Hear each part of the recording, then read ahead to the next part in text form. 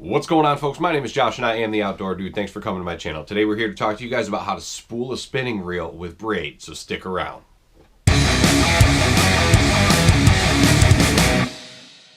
Look at that big mamma jamma, folks. Alright, we're back, guys, and if you're new to the channel, make sure you hit that subscribe button down there. I do all sorts of educational fishing videos like this, beginner fishing videos, beginner bass fishing videos, and I do all sorts of actual fishing on this channel. I have friends that I go out with. We do muskie fishing, pike fishing, cat fishing. I fish for bass all the time, and if you're into that type of stuff, make sure you hit that subscribe button down in the corner and hit the notification bell so you get notified when I post a new video. But enough of that. Today we're here to talk to you guys about how to spool a spinning reel with braid. And there's a couple nuances that go along with doing that. First off, I like to put a monofilament backing on the spool because braid is known to spin on the spool when you get a hold of a real big fish and you won't even be able to reel in. So I put a monofilament backing on the spool. And I'm starting at that point. And if you don't know how to do that, I recently did a video about how to spool a spinning reel with monofilament, and I'll put a link up here in the corner to that video. If you don't know how to do that, pause this video and check out that video real quick and come on back to this video. Alright, let's get into this. I use a 10-pound Berkley big game as a backing. I really like this stuff. It's really strong. Not paid to say that, just really like it.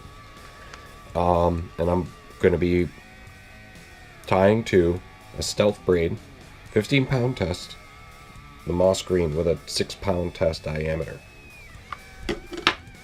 Okay, we're gonna get into tying this knot. Don't make this mistake. Most of us do at some point, but run your line through your eyelet and get enough slack out of that you'll be able to tie this knot.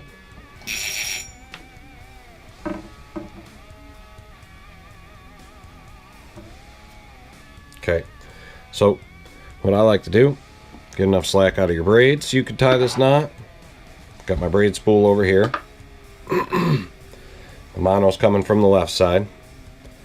So I'll double these lines up like this. Got my braid on the bottom now, my mono on the top. Not that it matters which way is which. So I pinch the mono at a joining place right here, mono and braid. Make yourself a loop. We're wrapping the mono right now around the braid. So make yourself a loop with your mono. We're going to pinch this point right here. Try to hold this loop right here, make your life a little easier. Because you're going to wrap this mono around. I like 6 to 10 times, depending on what you're going for, what you want for strength. I'm going to go, that's 1, 2, 3, 4, 5,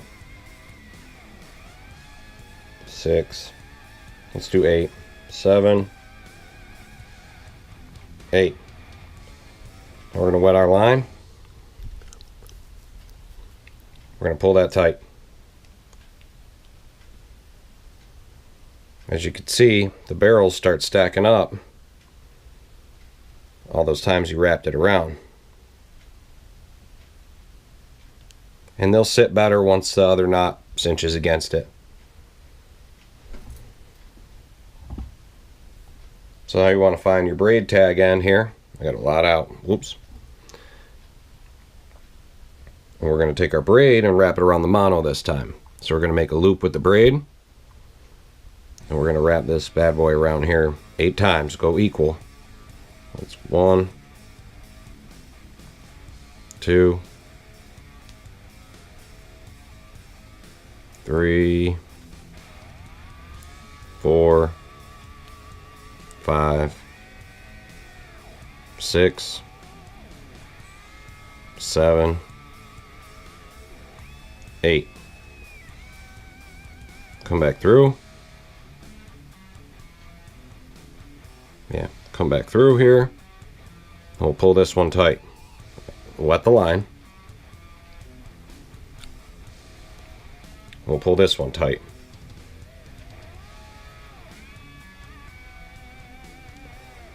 Got your braid tied to your mono, and now you got your mono tied to your braid side. And you just take those two, pull them tight, and they will cinch right down against each other real snug. And then you cut off your tag ends.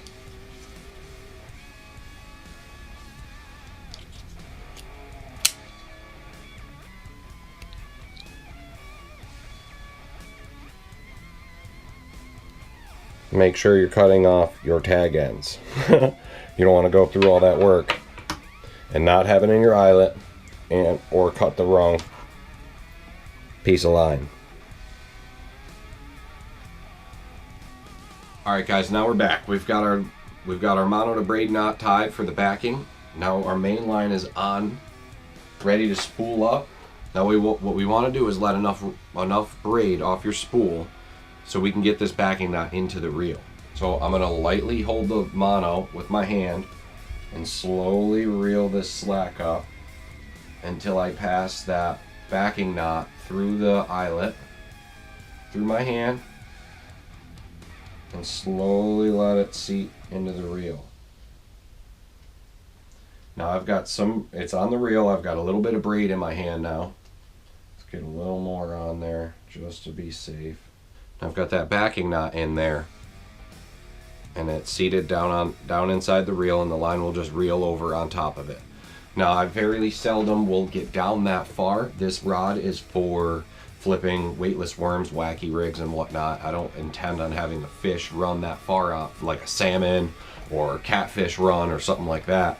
But if I do find myself down to the point where I see mono, I know it's go time, and I got to pick up some slack to get more braid back in this spool and get a little more control over the situation. Now let's talk about spool placement here.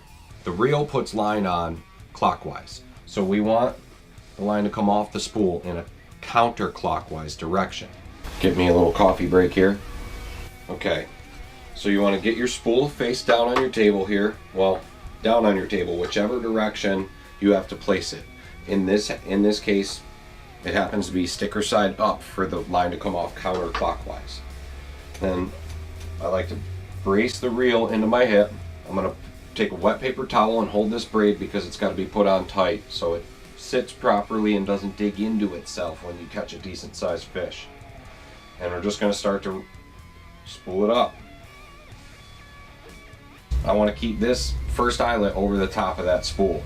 This is a 125 yard spool, 6-pound test diameter. I may be able to fit the entire thing on this reel. It's only 15-pound test. I'm putting it on here for the sensitivity, for weightless worms and stuff like that for bass fishing. Short distance flipping.